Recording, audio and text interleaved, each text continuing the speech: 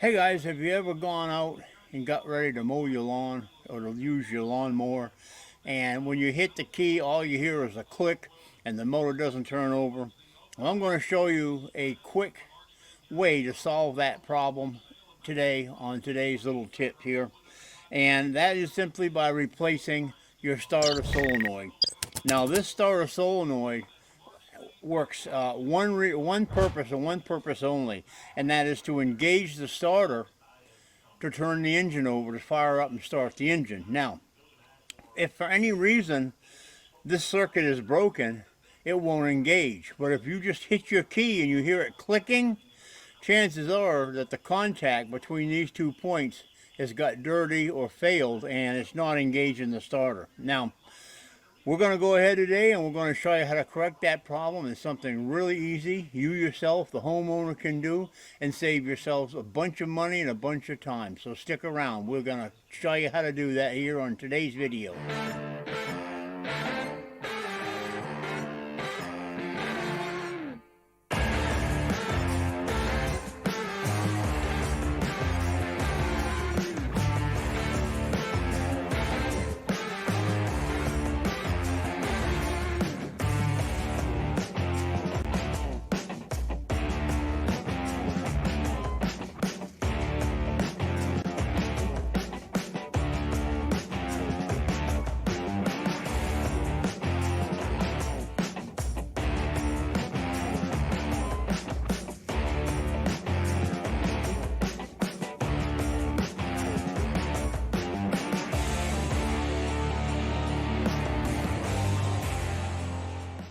Alright, so let's explain just a little bit here what's going on. I've removed the battery. You want to remove your battery first. On this particular model, this is a model 74630 Toro zero-turn mower. The starter solenoid itself is right behind the gas tank and the seat and just right up against the front of the motor. So it's easy to find. It's just a little black thing like this right here. And we're going to replace that with another one. And what has happened in this case, first of all, what this thing does is these two tabs right here, one goes to your ground, or it goes to different switches that go to grounds on the mower itself. The other side goes to the key switch. And what this does is it prevents you from starting the engine should you have the blade engaged or not be sitting on the mower, or different safety features that they've built into your machine. When this connection comes together, it will engage a disc in here that comes up and hits these two tabs, these two terminals from inside the solenoid, and it will charge up your starter and turn your engine over. And what can happen if something fails on this is the coil inside can go bad, or you can get dirt or buildup from excessive use in between the contacts, and every once in a while these have to be replaced. It's a simple thing to do. We're going to show you how to do it, so let's get started. Alright, so we're going to start by taking apart the old solenoid, okay? And this is really easy to do. I just unplugged that there, but you just want to grab these two wires. On this case here, it's 2 green wires and 2 blue wires, and they go to the 2 terminals right here, and they just pull off is all they do. So pull them off and move them out of your way. Next thing we're going to do is we're going to unconnect the starter wire from the starter that goes to the solenoid. This is simple to do, folks. And this solenoid right here cost about $20, and it will save you a bunch of money just by doing this yourself. Now the next thing we're going to do is we're going to unhook the other side, which is one main wire that goes to a smaller wire. Now that small wire has to be hooked to the constant 12 volts. And the reason being is because it goes to your starter, and when you turn your key, engaging it into the start position, it has to charge this unit up. and a current has to run through all the switches and mechanisms in the lawnmower itself to start the engine. So that has to be hooked up to the constant power. All right, let's unhook this old solenoid. This one here has been done before, and we're going to do it again. All right, there's the old solenoid right there, okay? All this solenoid was doing when you hit the key, it was just clicking. It was just clicking. And after troubleshooting different things, I determined there was no power going from one side of the terminal to the other side, energizing the starter. All right, we're going to bolt in our new solenoid and get it bolted in, and we'll show you how to hook it up.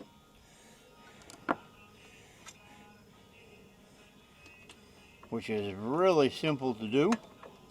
This whole job should probably take a person that is not mechanically inclined maybe a half an hour to do. And as long as you pay attention to how you take this apart, draw yourself a diagram. Take a picture with your phone where all the wires go, so you know when you put it back together, you're getting it back where it needs to be. But you know, even a person who's not mechanically inclined will be able to do this job. Okay, now that's done. Now I want to make my connection here now next to my starter, which is going to be this wire right here. Okay, and we're going to put that wire on there and tighten it down. Make sure you ask any questions. If you have a problem doing this, send a question to us. I'll be sure to answer it and be sure to help you along the best I can. All right. Now the next thing you're going to have to do is you got to make sure that this red wire is going to go directly to the positive wire. That's just going to go to your positive on your battery. And this is constant power. So we'll put this wire on next. And this is so you will have power to your key switch to start to engage this solenoid. If you don't have that, it won't work. That takes care of that. Now you can hook these two wires back up. Now, if this thing, if this mower being an older mower, if these terminals right here should not fit on snugly, all you need to do is take a pair of pliers and just squeeze them a little bit. But then just go on there. And that's basically it. Believe it or not, that is changing around a solenoid on the mower. All you need to do now is put your battery back in place. Okay, so that's basically all there is to it. Like I say, this can save you a bunch of money. This is one of the main issues with a lot of mowers and a lot of riding lawn mowers is the solenoid going bad, and it won't charge the starter to turn the engine over. Now these solenoids are used on boats, four-wheelers, just about anything, automobiles that have starters. And it's used to engage the 12 volts. The reason they use this kind of a switch is because of the amperage. And you just can't run a wire to your battery, to your starter. It'll get really hot. So they use this right here, this type of a circuit. Now, most of the time, this is what's going to fail. There are other things you need to check.